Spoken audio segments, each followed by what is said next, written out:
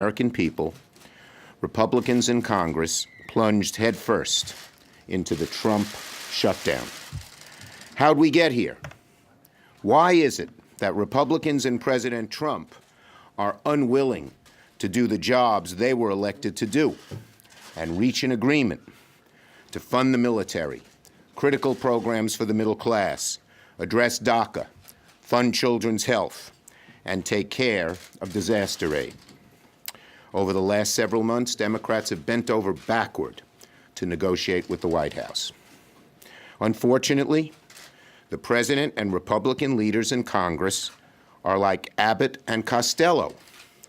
The congressional leaders tell me to negotiate with President Trump. President Trump tells me to figure it out with Republican leaders. Let me talk a little bit about what transpired in the negotiations. First, a little history. Last year, when President Trump ended the DACA program, we immediately began working on a solution that both sides could agree to. Leader Pelosi and I went to dinner with the president. We came away with an agreement to pursue a deal pursuing the DACA Act with border security. The president agreed. But that night and the next morning, the hard right came after him. Breitbart called him Amnesty Trump. Laura Ingraham even insisted he be impeached. By the weekend, he had backed off. Then Congress went to work. In a bipartisan way, Senators Durbin and Graham and their four compatriots worked hard to deliver a bipartisan deal. 2 weeks ago, the president had a meeting on national television for the world to see. He said he wanted four things: protect the dreamers, secure the border, end what he calls chain migration, and end the diversity visa lottery. And then he said he'd sign what Congress would come up with. Well, the bipartisan Gang of Six delivered. When the president heard about the contours of the deal on the phone with Senator Durbin, he was thrilled. He invited Senators Durbin and Graham to the White House, but the hard right attacked again. A meeting that could have ended in a bipartisan handshake instead devolved into one of the most infamous meetings of his presidency. But still, we went back to work. Excuse me, have a cold. But still, we went back to work to strike a deal with the president. Yesterday, I talked to the president in the morning. We were not far apart on the issues. A deal to fund military and critical programs for the middle class can be struck. We agreed to the contours of that deal. An immigration deal was reached. We could address children's health insurance, other health issues, disaster aid. We went to the meeting and had a long and productive discussion. I told the president we Democrats were willing to fund the military at the highest levels in history, far above even his budget request. I reluctantly put his wall request for the southern border on the table. It was his request. We left the meeting having agreed to try for a short-term CR that would keep everyone at the negotiating table for a few more days. The president suggested, let's do it by Tuesday night. We said, great. Several hours later, he called back. He said, so I hear we have a 3-week deal. I said, no, Mr. President, no one's even talked to me about a 3-week deal. I heard that's the deal. I said, no one's talked to me. I called Leader Pelosi, no one had talked to her.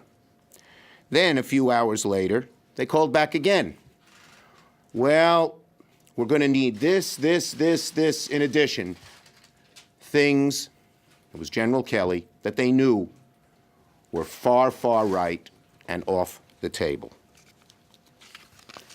Now, the lunch that seemed so promising was quickly overtaken by hard right forces in the administration, even though we bent over backwards to meet the president's demands.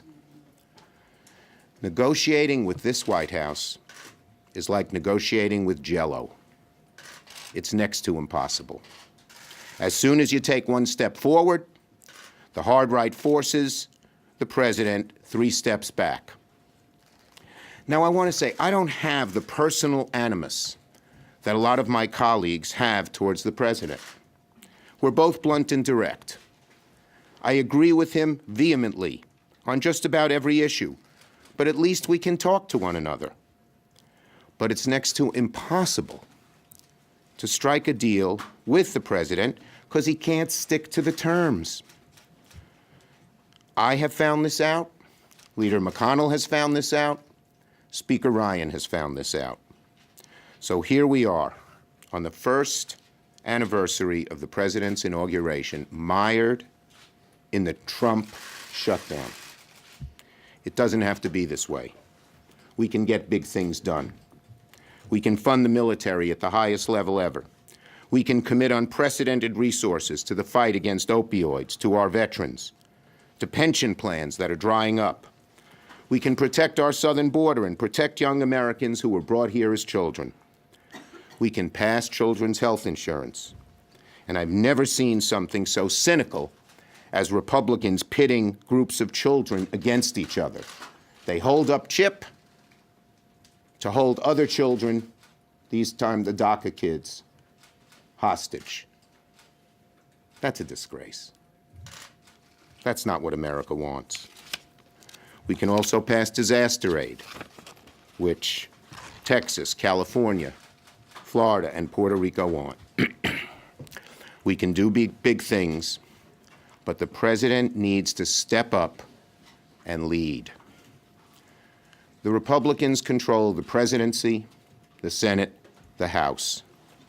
They know who's responsible. The American people know that the Republicans control the presidency, the Senate, and the House, and they know who's responsible. America knows this is the Trump shutdown. Only the president can end it. We Democrats are at the table. We're ready to negotiate.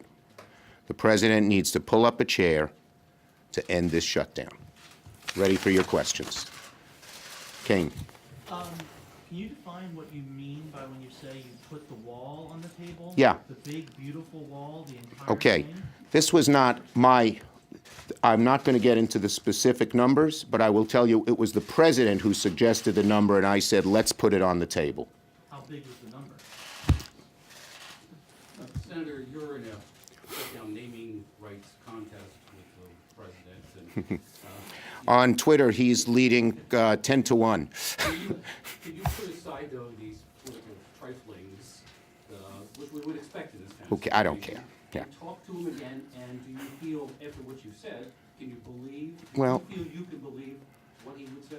Well, look, this is the third or fourth time on this issue he's made some kind of commitment and then backed off because he's afraid of the right wing.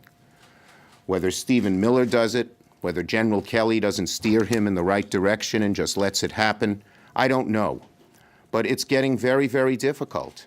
You know, my hope has always been that Senator McConnell and Leader Ryan would see, knowing what they know about the president, that they would step up to the plate themselves. But they're afraid to, too, I think, or at least reluctant to. I wouldn't characterize it as afraid. But they are reluctant. Leader McConnell has said publicly that he doesn't know what the president thinks and has told me repeatedly I should negotiate with Trump. Yes. You keep on saying that you reached agreement with the president and then you hear back. We did not reach agreement. We came close to the parameters of an agreement. But that things seem to be settled, and then you hear from General Kelly. Is the president No, I heard from the first call came from the president about the three weeks, which was news to me. actually running the White House right now? Maybe? Well, you'd have to ask people who know the White House better than me. All I know is it's next to impossible to negotiate when the position keeps changing and changing and changing. Yes. To follow up on that question, do you get the sense that President Trump is just changing his mind or regularly, or do you get the sense that he is tentatively agreeing to things and then getting strong pressure from individuals? Second. When you sit with the president, this is the second or third time I've done this on an agreement, you can see he really wants to do it. But then, a few hours later, because of the right-wing pressure, he backs off. And what I'd like to know is who in the White House is a sort of moderating force who says, this is a good thing for you and the country and your party, go for it. Don't let these people back you off. I don't see anyone in the White House doing that. Next.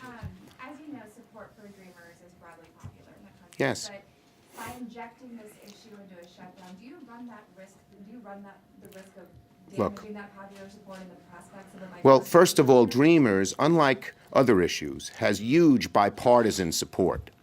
It's not something, it's not like 2013 where Ted Cruz had his own view, but it was partisan and not popular.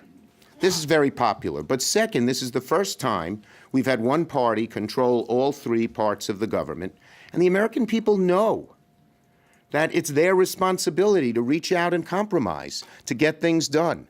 There's a lot of feeling in the country that the White House is incapable of really leading the country. And when something like this happens, it exacerbates that view. Leader, if negotiating with the president is like negotiating with Jell-O, as you said, then how are you going to get it done? And Well- are you willing to go back to the White House this weekend? Look, anytime, I suggested last night on the floor and this morning on the floor that the president call the four of us back today and try to get something done. It's still very, very hard, given the past history and what I've said, but you always got to be willing to try, and I am. Thank you. Last one. Last one, CNN back there. Senator, do you think, Yelling isn't going to get you called on. can you just talk a little bit about the end game? Do you think Democrats have the stomach for a shutdown that lasts a week, 2 weeks, 2 months? I think the And do you think that Republicans, if you hold out long enough, will say, okay, we'll take the Gang of Six deal and pass it? Look, there are various compromises being bandied about. They're bandied about with far more serious today than they were yesterday by the Republican side, and I'm always willing to listen to compromises as to how to get this done. But at this point, we feel very, very strongly about the issues, not just Dreamers, but opioids, pensions, not funding the military on a CR basis,